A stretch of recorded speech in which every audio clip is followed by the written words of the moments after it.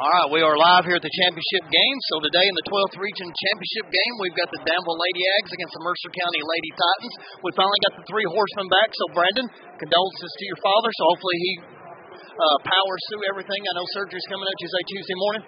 So let's get all the Maroon Nation out there to support our main man and get Dad out there and get him ready to go and get him back up on his feet. Kenny, you got a short time here and you got to go coach, man. I know it's killing you. It's tugging at your heartstrings today, but you got priorities. So priorities first. You didn't expect this to be rescheduled due to bad weather. So tell us about the keys to the matchup today for both teams. Well, you did say this matchup, correct? I thought you said my Little League matchup for a minute, and I'm like, well, we'll say that for later. But anyway, no, you got a really good game here. You got Mercer County Lady Titans that are probably the hottest team outside of Danville coming into the region tournament. They struggled a little bit early in the year. They had to find their way, and now they're playing the best basketball they played all year, and they did take out the two-time defending champions in Southwestern. That's no easy feat, guys. If you can beat Southwestern, you can beat anybody.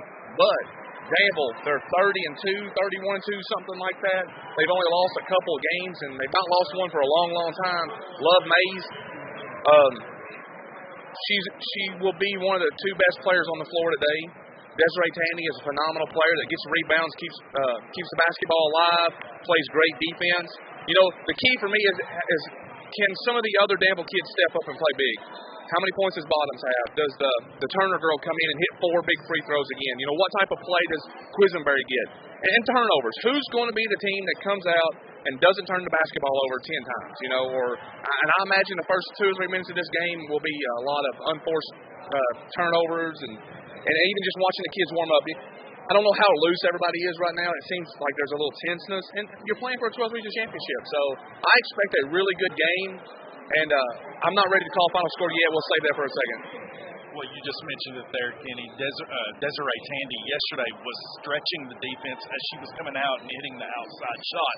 That changes things. And Love Mays, it seems like she just hits an extra gear as the game went on. Nobody could get in front of her. But speaking of what you just said there, the big win against Southwestern, coming into this, we all said, and you said it too in pregame before the tournament even started, the team that was red hot coming out of the season was Mercer County. Mm-hmm. Now, after that overtime win yesterday, what stock do you put into emotional games like that and how they could carry over, or sometimes there is a hangover, if you will, from those games going forward? Yeah, that is always a fear of, you put so much emotion in that game that it just drains your body. But this is a 12th Region Championship. You got to come back. You got to come ready to play. And you got to remember, this Mercer County Lady Titans team, they feel like they've been overlooked all year long. Everybody wrote them off when Timberland Yeast got hurt. No one except them thought they would be here in this moment. So all that emotion and stuff, that chip on that shoulder weighs more than the emotion of that game yesterday. If anything, they're probably coming off a high saying, hey, wait a minute. We're going to do this. We have a chance to be 12th Region champions. So, this is our 3rd year in the championship game. They're 0-2. 3 consecutive years, correct? Yes. Brandon made a good point just a minute ago, and even though that they're there in the championship game 3 years in a row, Southwestern has been the team to dethrone them 2 consecutive years in the title game. Yes. So now we finally got over that big hurdle you talked about, but it's sort of like, and I attribute this like Brandon said, when Wisconsin beat UK and they were 38-0, Wisconsin already had the title. To them, that was enough. Then Duke just went and waxed them in the championship game because their championship game was beating the 38-0 team. Mm-hmm. I'm afraid Mercer's championship might have been beating the Lady Warriors because they were the queens of the mountain, if you will. Yeah. 7 consecutive regional tournament wins, going for number 8 there. Junior Molden, heck of a coach. Mm-hmm. But, we're seeing a lot of great coaching in this tournament, a lot of plays set up at the end. Mercer County got a little tied at the end of the game, and Southwestern had a chance or two to steal it away from them. Yeah. But Mercer held on, huge execution in overtime. Mm-hmm. So now we're getting back to this championship game. They know their stuff really well.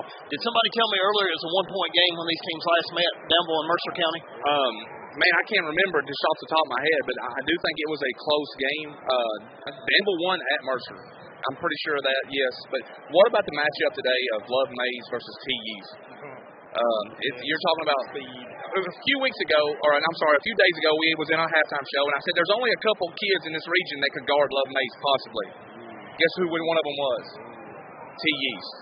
So if there's any kid that has a chance to guard her, it's T. Yeast.